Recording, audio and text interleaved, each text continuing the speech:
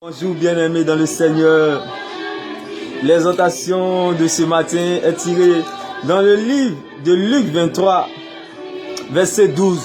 La Bible déclare: avant Hérode, Antipas et Pilate étaient ennemis. Ce jour-là, ils deviennent des amis. Bien-aimé, j'aimerais t'annoncer cette bonne nouvelle. Bien-aimé, ne pleure pas, ne t'apitoie pas sur ton sort lorsque tes amis deviennent tes ennemis. Car dans la Bible, dans la parole de Dieu, Jésus déclare: la parole de Dieu est Jésus-Christ. Jésus-Christ est la parole de Dieu. La Bible déclare: les ennemis dans la vie d'un être humain sont des médicaments qui donnent la santé à sa destinée, bien-aimé. Oui, bien-aimé, il a fallu que Jésus parte à la croix de Golgotha afin que des ennemis deviennent des amis. Il a fallu, bien-aimé, que Jésus soit condamné afin que des amis deviennent des ennemis et des ennemis deviennent des amis. C'est pour cela que je t'annonce cette bonne nouvelle, bien-aimé. Les ennemis dans ta vie sont des médicaments qui donnent la santé à ta vie. Alors, bénis tes ennemis, car c'est tes ennemis qui te conduiront en Galilée. Bien-aimé, ce sont ces ennemis-là de Jésus qui l'ont conduit en Galilée, bien-aimé. Les ennemis sont des médicaments qui donnent la santé à ta destinée. Bien-aimé, les ennemis sont les carburants de ta gloire, bien-aimé. Les carburants de la gloire de Jésus étaient ses ennemis à Golgotha, étaient ses ennemis à Gethsémane. C'est eux qui l'ont propulsé en Galilée, bien-aimé. Bien-aimé, j'aimerais t'interpeller en ce jour sur ce passage. Hérode, Antipas et Ponce Pilate étaient ennemis.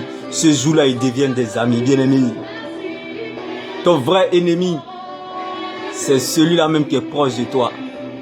Sinon, le faux ennemi, c'est celui-là que tu connais. Le faux ennemi, c'est celui-là que tu connais, bien-aimé. Laisse-moi te choquer en ce jour. Le vrai ennemi, bien-aimé, c'est celui-là qui est proche de toi. À tout moment, il peut te déstabiliser, bien-aimé.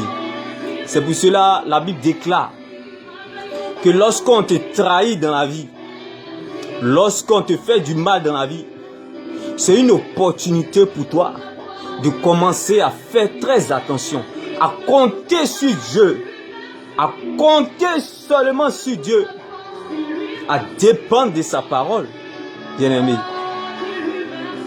Tu ne sortiras jamais frustré. Quand tu dépends de la parole de Dieu, bien-aimé, tu t'attends toujours au vent contraire. Lorsque tu comptes sur Dieu, tu t'attends toujours au vent contraire. Lorsque le vent contraire se manifeste, lorsque le sens contraire se manifeste, bien-aimé, tu es serein. Parce que tu savais déjà que ça allait arriver. C'est pour cela que tu auras toujours un esprit positif vis-à-vis de tous. Tu auras toujours un esprit positif.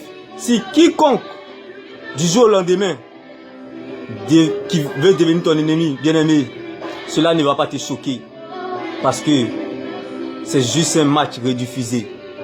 Si ici, bien-aimé, des ennemis sont devenus des amis, sache que dans la vie, des amis peuvent devenir des ennemis. Mais il faut que, pour ne pas que ça te choque, tu dois apprendre à compter sur Dieu. Tu dois apprendre à dépendre de Dieu, bien-aimé. Souvent, Dieu veut que tu comptes sur lui. Dieu veut que tu dépendes de sa parole. C'est pour cela qu'il passera par des proches pour te déstabiliser, comme le cas de Joseph en Égypte.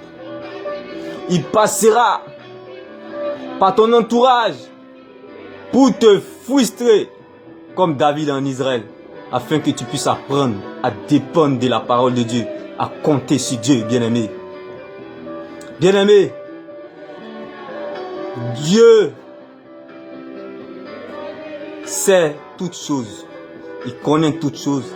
C'est pour cela, le but de Dieu dans ta vie, c'est d'apprendre à dépendre de lui. C'est d'apprendre à compter sur lui. Donc il passera toujours par les hommes, il passera toujours par le diable, par les démons, pour t'offenser,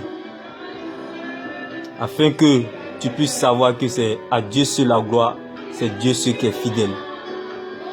On ne t'a pas dit de ne pas aimer les uns et les autres, mais attends-toi que du jour au lendemain, ces mêmes personnes qui t'aiment peuvent te lâcher.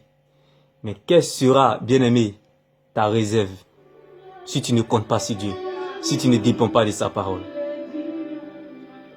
À bon entendeur, salut.